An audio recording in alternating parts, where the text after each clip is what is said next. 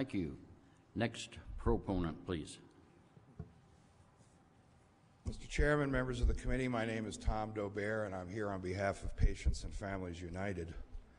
Knowing my involvement in and connection to this issue as you do, it may surprise you that I'm speaking as a proponent, just as I'm sure it may flabbergast a great many of the patients and producers I've gotten to know over the years.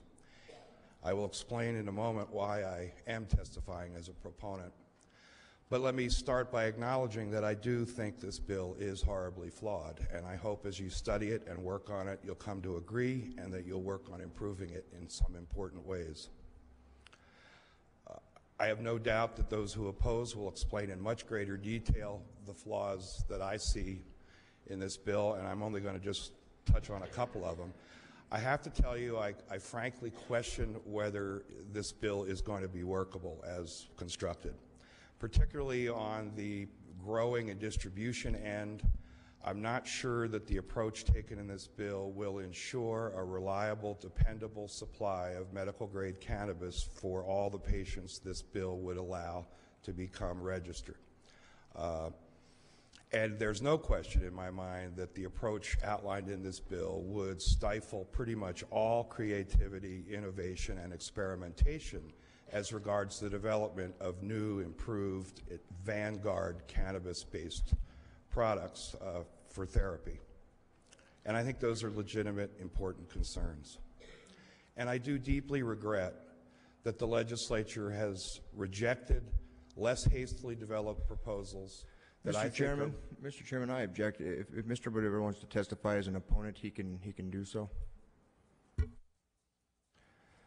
Well, let me just distribute my written comments to you in a moment and then just conclude by mentioning one way in which I hope you'll consider improving this bill and then explain why I am testifying as a proponent, and I do genuinely mean to be a proponent.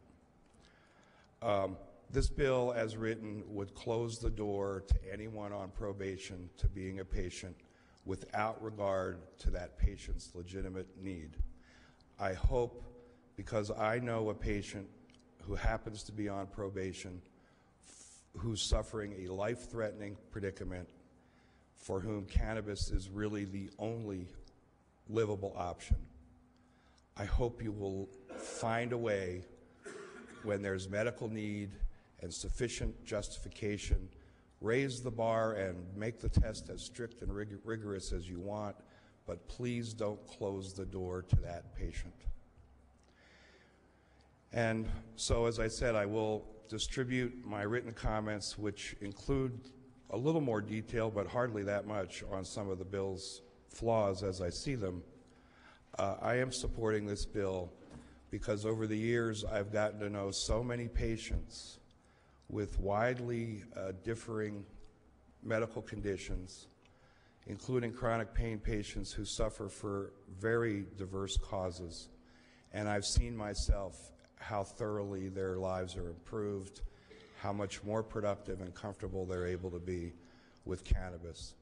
And so, however flawed this bill may be, if it will allow just a handful of patients to live better lives than otherwise, it will have my support.